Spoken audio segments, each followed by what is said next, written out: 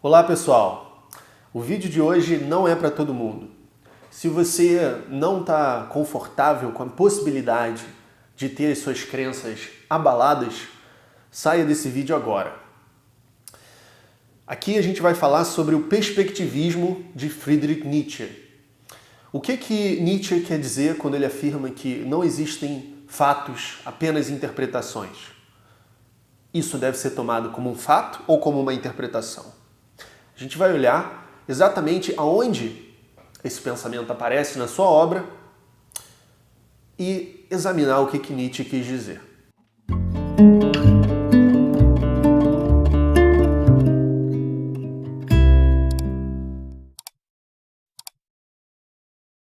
Está chegando o dia 4 de setembro. Na verdade, é a próxima vez que você vai me ver. Vai ser o evento mais importante do canal em muito tempo. E não vai ficar gravado, vai ser uma mega aula sobre filosofia e como que a filosofia pode melhorar a sua vida, como você pode pensar com os diferentes filósofos sem necessariamente aderir a um filósofo específico. E a gente vai falar muito sobre perspectivismo, sobre Nietzsche, sobre verdade.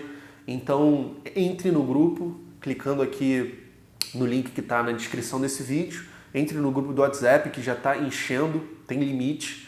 E a gente se vê segunda-feira aqui no YouTube.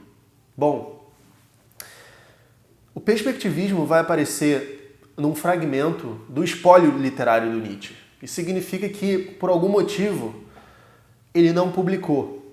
Depois, a irmã dele, que era antissemita e nazista, vai fazer uma edição de um conjunto de fragmentos póstumos que ele não publicou, na obra Vontade de Poder. E o fragmento do perspectivismo vai aparecer lá. No entanto, ele também aparece em obras publicadas pelo Nietzsche, o que significa que ele tinha sim esse pensamento. E a gente vai ver como que ele aparece no Além do Bem e do Mal, depois da gente ver esse mais famoso que aparece em A Vontade de Poder. Pois bem, em A Vontade de Poder a gente pode ler: contra o positivismo, que fica no fenômeno só há fatos, eu diria não, justamente não há fatos, só interpretações.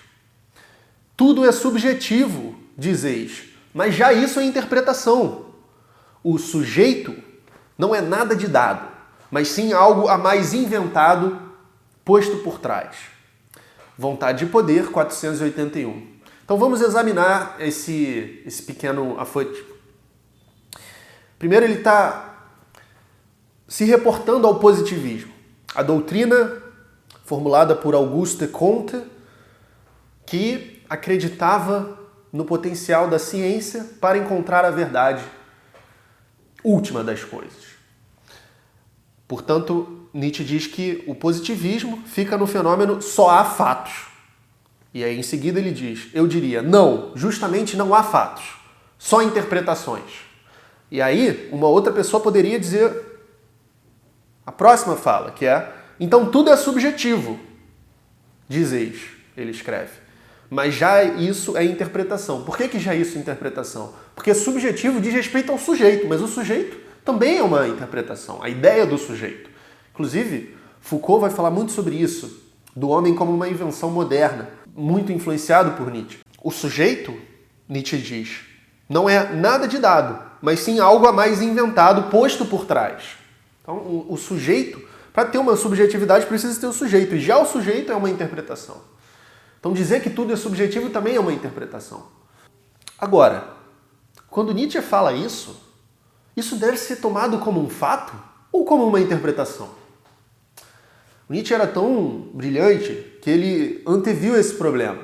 E isso vai aparecer aqui, no Além do Bem e do Mal, na primeira parte, quando ele fala dos preconceitos dos filósofos, no item 22. Ele vai esclarecer isso no final dessa longa passagem que eu vou ler para vocês e depois a gente vai dissecar.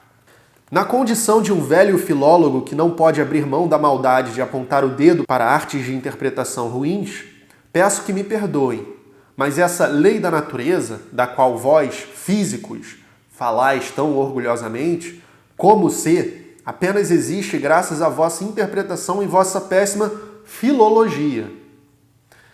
ela não é nenhum fato, nenhum texto, antes somente um arranjo ingênuo humanitário e uma deturpação de sentido com que vindes à saciedade ao encontro dos instintos democráticos da alma moderna. Igualdade perante a lei por toda parte. Nisso a natureza não é diferente nem melhor do que nós. Uma graciosa segunda intenção em que mais uma vez se encontra disfarçada a hostilidade plebeia contra tudo que é privilegiado e autocrático, bem como um segundo e mais refinado ateísmo.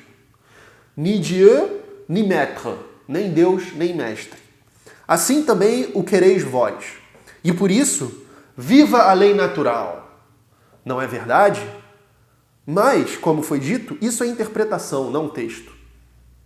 E poderia vir alguém que, com intenção e arte de interpretação contrária, soubesse ler na mesma natureza, em com vista aos mesmos fenômenos, precisamente, a imposição tirânica, impiedosa e implacável de pretensões de poder. O intérprete que colocasse de tal modo diante de vossos olhos a ausência de exceção e a incondicionalidade de existência em toda vontade de poder. Que quase toda palavra, e mesmo a palavra tirania, parecesse por fim inútil, ou já como metáfora debilitante e atenuante, como demasiado humana. O intérprete que, não obstante, concluiria afirmando acerca do mundo o mesmo que afirmais, a saber, que ele possui um decurso necessário e calculável, mas não porque nele regem leis, senão porque absolutamente faltam as leis e todo o poder, a todo momento, extrai sua última consequência. Supondo que também isso é apenas interpretação, e sereis rápidos o bastante em objetar isso, então tanto melhor.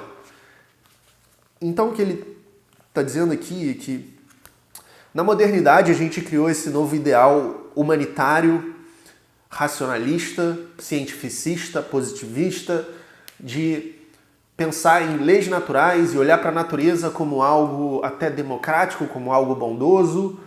E o Nietzsche ele suspeita disso. Como ele é o filósofo da suspeita, ele fala, olha só, alguém poderia olhar para a natureza e ver exatamente o contrário.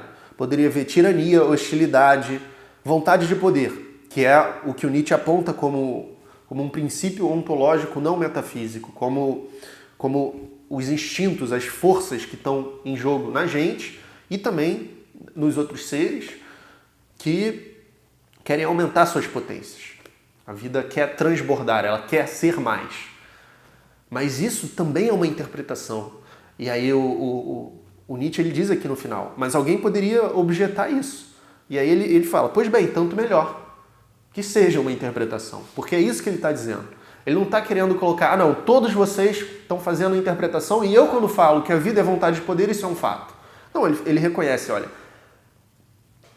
a minha vontade de poder também é interpretação. Mas você pode objetar, mas Mateus, e a matemática? Matemática não falha, falha. Se você conversar com qualquer matemático sério, ele vai dizer que chega um ponto que a matemática não consegue provar a si mesma. Ou um lógico, ou se você olhar, por exemplo, para a física moderna. Olha quanto que a física mudou do tempo de Newton comparado com o tempo de Einstein. E hoje? Então, as coisas não são eternas e absolutas. O que o Nietzsche quer dizer é que não existe um em si, não existe um absoluto, uma lei eterna que seja um plano de ideias, ou um Deus, ou todas essas ficções ocidentais que respalde as interpretações humanas como absolutas. Não existe absoluto. Você me vê de determinada maneira nesse vídeo. Uma pessoa que é daltônica me veria de determinada maneira, um morcego de outra maneira, um rato de outra maneira, um cachorro de outra maneira. E não tem o Mateus em si. O Mateus está sempre sendo colocado conforme a aparência que se configura aos olhos daquele que o está testemunhando, inclusive eu mesmo. Não existe um ente Mateus eterno, ideal. As coisas estão sempre em transformação e se reconfigurando. E não dá para afirmar que isso é um fato também. Isso também é uma interpretação. Entende? Porque não tem absoluto que respalde, que valide essa afirmação. E é aí que a gente tem que pensar o perspectivismo hoje. Não é ficar paralisado num niilismo passivo e incapaz de criar, incapaz de viver.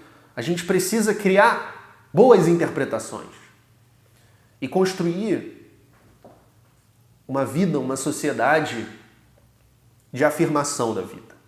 E é isso que o Nietzsche buscou fazer nos seus anos finais, com seu projeto de transvaloração de todos os valores. Eu espero que você tenha gostado desse vídeo e que o perspectivismo do Nietzsche tenha ficado claro. Qualquer dúvida é só comentar e eu vejo você segunda-feira no evento mais importante que esse canal do YouTube já viu, a Educação Filosófica.